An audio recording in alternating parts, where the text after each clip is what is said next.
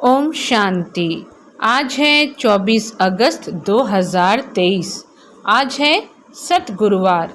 आज की वाणी में बाबा ने कहा, मीठे बच्चे, अव्यभिचारी याद से ही तुम्हारी अवस्था अचल अडोल बनेगी। अव्यभिचारी याद से ही तुम्हारी अवस्था अचल अडोल बनेगी। पुरुषार्थ करो, एक बाप के सिवाय दूसरा कुछ भी याद न आए। प्रश्न, शिव बाबा कौन सी सर्विस करते हैं और तुम बच्चों को क्या करना है? संगम पर शिव बाबा सभी आत्माओं को कब्र से निकालते हैं, अर्थात आत्माएं जो देह अभिमान में आकर पतित बन गई हैं, उन्हें पतित से पावन बनाने की सर्विस करते हैं। तुम बच्चे भी बाप के साथ साथ सबको शांति धाम और सुख धाम का रास्ता बताने के लिए लाइट हाउस बनो। क्या कह रहे हैं बाबा कि संगम पर शिव बाबा सभी आत्माओं को कब्र से निकालते हैं, अर्थात आत्माएं जो देह अभिमान में आकर पतित बन गई हैं, उन्हें पतित से पावन बनाने की सर्विस करते हैं। तुम बच्चे भी बाप के साथ साथ सबको शांति धाम और सुख धाम का रास्ता बताने के लिए लाइट हाउस बनो। तुम्हारी एक आँख में मुक्ति और दूसरी आँख में जीवन मुक्ति हो। गीत है, किसने यह सब खेल रचाया। ओम शांति। यह वास्तव में भक्ति मार्ग का गीत है। कोई है ज़रूर जिसकी यह महिमा है।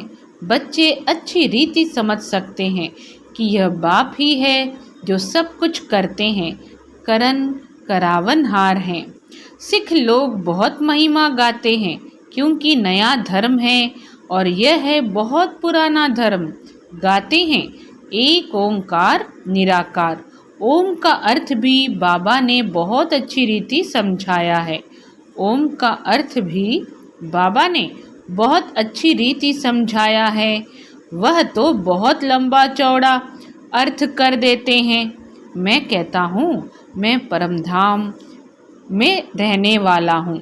मैं कहता हूँ मैं परमात्मा परमधाम का रहने वाला हूँ। मैं पुनर्जन्म में नहीं आता हूँ, तुम पुनर्जन्म में आते हो।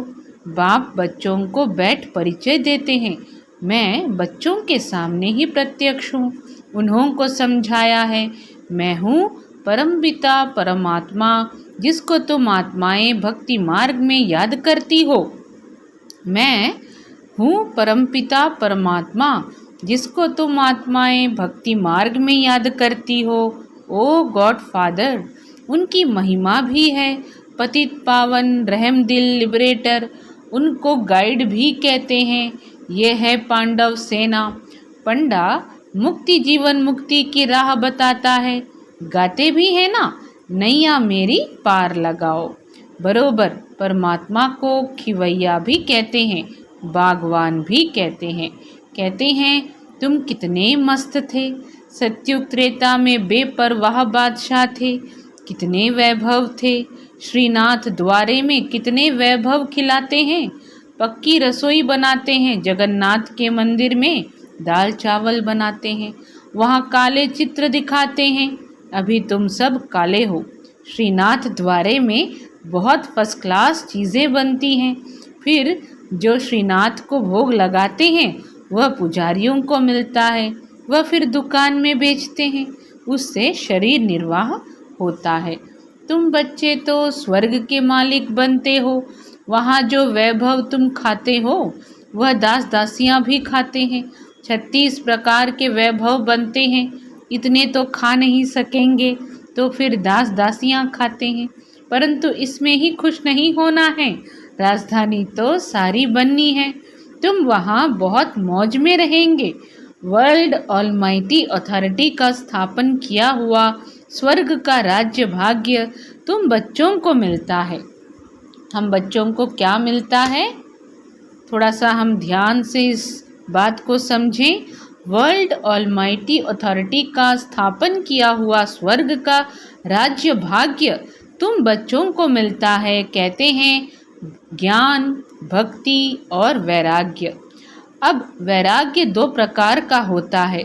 सन्यासियों का है हद का वैराग्य, घर बार छोड़ जाकर जंगल में बैठते हैं, फिर वह गुप्त मदद करते हैं, भारत का बहुत फायदा करते हैं, जैसे विनाश के लिए कहा जाता है।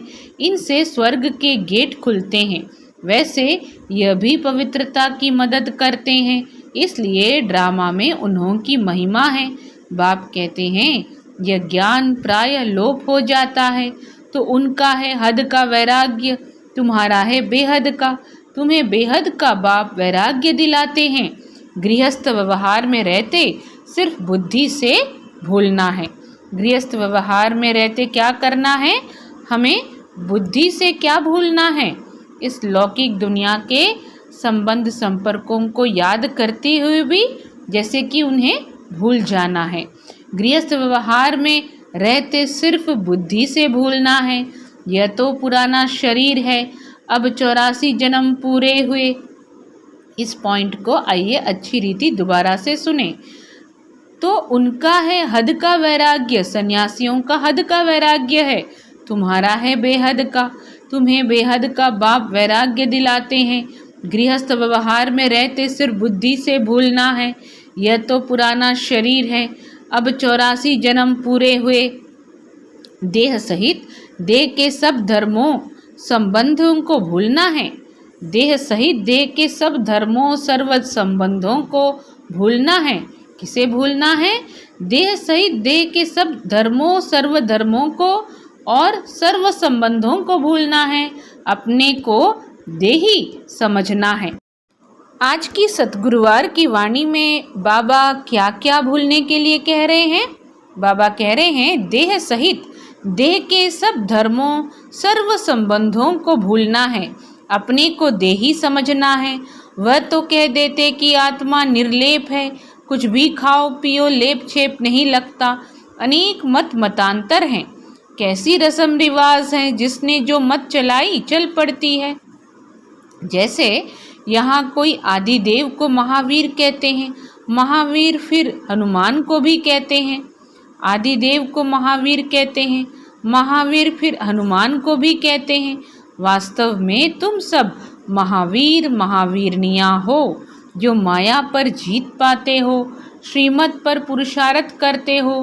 तुमको अपनी अवस्था ऐसी रखनी है जैसे अंगद को रावण हिला नहीं सका। तुम महावीरों को भी भल कितना भी माया का तूफान लगे, परंतु हिलना नहीं है। यह अवस्था अभी नहीं होगी, पिछाड़ी में ऐसी अवस्था होनी है। कितने भी विकल्पों के तूफान आए, लेकिन अडोल रहना है। अव्यभिचारी याद रहे और किसकी याद न आए, इसमें मेहनत बहुत करनी है। पिछाड़ी में ही अचल अडोल बनेंगे। अचल घर यादगार है ना, अचल घर यादगार है ना, उसके ऊपर गुरु शिखर है। अभी तुम समझते हो ऊंचते ऊंच है शिव बाबा, वह है रचयिता। पहले पहले क्या रचते हैं वह भी बुद्धि में रखना है। ऊंचते ऊंच है शिव बाबा, फिर है ब्रह्मा विष्णु शंकर सूक्ष्म वतनवासी। विष्णु को 4 भुजाएं क्यों देते हैं? इससे यह प्रवृत्ति मार्ग सिद्ध होता है। तुम्हारा है प्रवृत्ति मार्ग, ब्रह्मा द्वारा स्थापना कराते हैं। ब्राह्मण धर्म है ऊंचते ऊंच, देवताओं से भी तुम ऊंच हो क्योंकि तुम सर्विस करते हो। तुम किससे भी ऊंच हो? देवताओं से भी ऊंच हो क्योंकि तुम सर्विस करते हो। दैवी धर्म की स्थापना कर फिर तुम विश्व के मालिक बनते हो। ऊंचते ऊंच है एक बाप अथवा महिमा लायक एक ही शिव बाबा है, दूसरा ना कोई। बर्थडे एक शिव बाबा का ही मुख्य है, बाकी तो कोई सर्विस नहीं करते। लक्ष्मी नारायण भी प्रारब्ध भोगते हैं। अभी तो सबकी कयामत का समय है। पहले पहले भक्ति भी शुरू होती है एक बाप की, वह है अव्यभिचारी भक्ति। अभी तो बिल्कुल व्यभिचारी बन गए हैं। अभी क्या बन गए हैं? व्यभिचारी बन गए हैं। तुम शिव बाबा से लेकर सभी के ऑक्यूपेशन को जानते हो। हमको सभी का ऑक्यूपेशन पता है, इंक्लूडिंग शिव बाबा। अभी तुम प्रैक्टिकल में बाबा के पास बैठे हो, जानते हो कि हम फिर से भारत को स्वर्ग बना रहे हैं। जो बनाते हैं वही फिर राज्य करेंगे। फिर वहाँ लक्ष्मी नारायण की डिनेस्टी चलती है, फिर राम की। अब उनकी क्या पूजा करें, उनको तो नीचे उतरना ही है। प्रारब्ध भोग पूरी की, बस तुम ही पूज्य से पुजारी बनते हो। तुम जानते हो कि भक्ति मार्ग में क्या होता है, 63 जन्म कैसे लेते हैं। 63 जन्म हम कैसे लेते हैं। अभी तुम ब्राह्मण हो, फिर ब्राह्मण से देवता, क्षत्रिय, वैश्य, शूद्र वर्णों में आएंगे। यह ड्रामा अनादि बना हुआ है। इसलिए बाबा कहते हैं बनी बनाई बन रही, अब कुछ बननी नहीं, कोई रोक नहीं सकता। बाजोली खेली जाती है ना, तीर्थों पर बाजोली खेलते जाते हैं। आगे बाजोली का बड़ा प्रभाव था, अभी तो अनेकानेक मतें निकल पड़ी हैं। सिवाय एक बाप के और कोई मुक्ति, जीवन मुक्ति दे नहीं सकता। सिवाय एक बाप के कोई भी क्या नहीं कर सकता, मुक्ति, जीवन मुक्ति दे नहीं सकता। अब तुम्हारी एक आँख में है मुक्ति, दूसरी आँख में है जीवन मुक्ति। बुद्धि कहती है हम लाइट हाउस हैं। बुद्धि हमारी क्या कहती है कि हम लाइट हाउस हैं। इसलिए बाबा कहते हैं एक आँख में मुक्ति, दूसरे आँख में जीवन मुक्ति। तुम हो मनुष्यों को रास्ता दिखाने वाले लाइट हाउस। पहले पहले जाना है स्वीट होम, अभी नाटक पूरा होना है। तुम बच्चे जानते हो कि यह सच्ची गीता आदि क्यों बनाते हैं। जो कच्चे हैं वह पढ़कर पक्के बने, बाकी तो यह सब खत्म हो जाने हैं। फिर वही गीता आदि निकलेगी। गीता का एक श्लोक उठाकर उसका अर्थ करते जाते हैं। गीता का एक श्लोक उठाकर उसका क्या करते हैं, अर्थ करते जाते हैं। गीता में तो है भगवानुवाच, गीता भगवान ने सुनाई थी, परंतु समझते नहीं हैं। बाप कहते हैं मैं इन शास्त्रों से नहीं मिलता हूँ, जब भक्ति पूरी होती है तब मैं आता हूँ। ज्ञान है दिन, भक्ति है रात। आधा कल्प है रावण का राज्य। रावण देखने में नहीं आता है, बुद्धि से समझ सकते हैं। इनमें काम का भूत, क्रोध का भूत है। यह अशुद्ध अक्षर सतयुग में काम नहीं आते। यहाँ तो एक दो को गाली देते रहते हैं। यह सब बातें सतयुग में नहीं होती। अभी तुम समझते हो बाप पतित पावन स्वर्ग का रचयिता है। स्वर्ग रचकर फिर अपने को छिपा लेते हैं। इनको कोई भी जान नहीं सकता। फल शिव का चित्र है, परंतु पता कुछ भी नहीं। शिव बाबा कब आया, कैसे आया। बाबा पूछ रहे हैं शिव बाबा कब आया, कैसे आया। ये किसी को पता नहीं, सिर्फ हम बच्चों को पता है। ब्रह्मा विष्णु शंकर का क्या राज है, वह कहाँ रहते हैं। लक्ष्मी नारायण को सतयुग में इतनी ऊंच राजाई कैसे मिली, कलयुग में तो है नहीं, कैसे वह राजाई पाते हैं। यह अब तुम समझते हो। बच्चों को बाप से अच्छी रीति पढ़कर फिर औरों को पढ़ाना है। बाप सभी बच्चों को कहते हैं कि मेरे सिखिलधे बच्चे, ओ मेरे सालिग्रामों, मैं इस शरीर में आकर तुमको समझाता हूँ। इस ब्रह्मा का तन लिया हुआ है, इस ब्रह्मा का तन लिया हुआ है। ब्रह्मा से ब्राह्मण पैदा होते हैं। तो शिव बाबा ने आज की सद्गुरुवार की वाणी में हम सभी बच्चों को क्या कहा, मेरे सिखी लधे बच्चे, ओ मेरे सालिग्रामों, मैं इस शरीर में आकर तुमको समझाता हूँ। इस ब्रह्मा का तन लिया हुआ है, ब्रह्मा से ब्राह्मण पैदा होते हैं। और कोई सत्संग में ऐसे कोई मना नहीं होती है।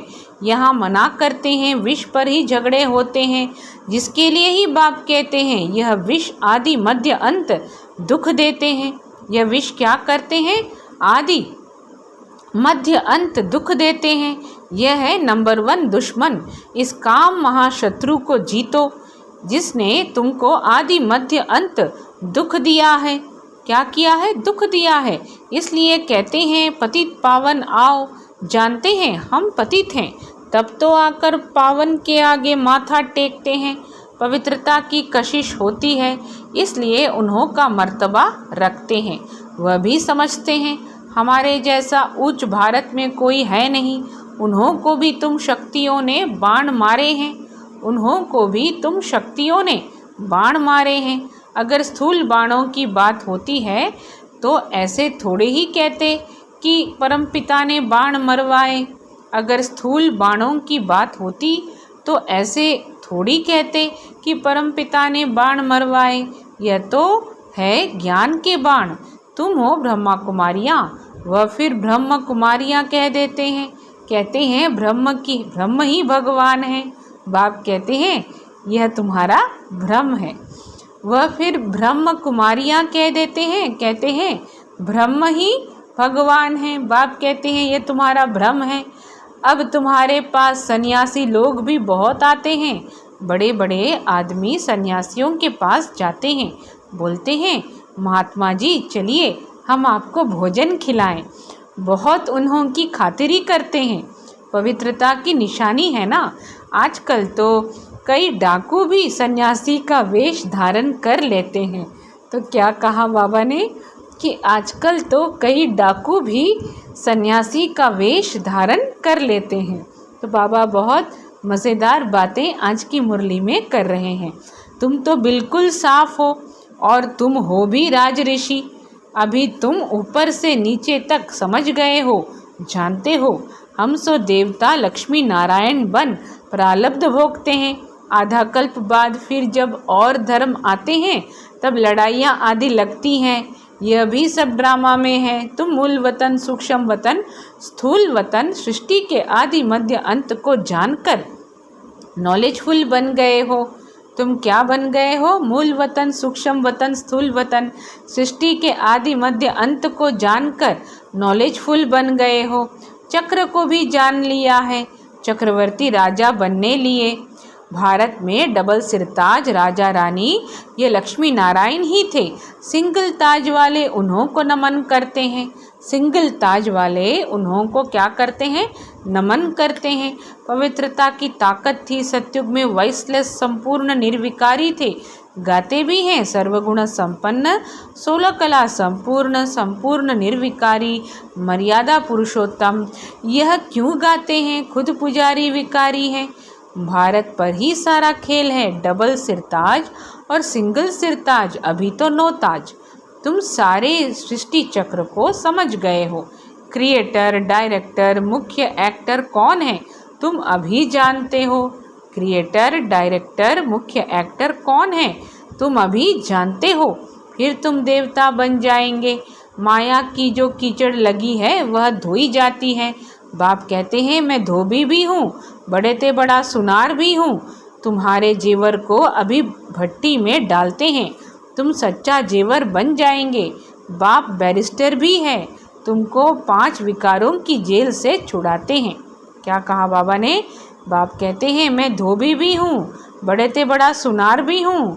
तुम्हारे जेवर को अभी भट्टी में डालते हैं। तुम सच्चा जेवर बन जाएंगे। बाप बैरिस्टर भी है। तुमको 5 विकारों की जेल से छुड़ाते हैं, लिबरेट करते हैं। तुम रावण की जेल में हो। जेल से छुड़ाने लिए वकालत सिखलाते हैं। जेल से छुड़ाने के लिए क्या सिखलाते हैं? वकालत सिखलाते हैं कि अपने को कैसे छुड़ाओ।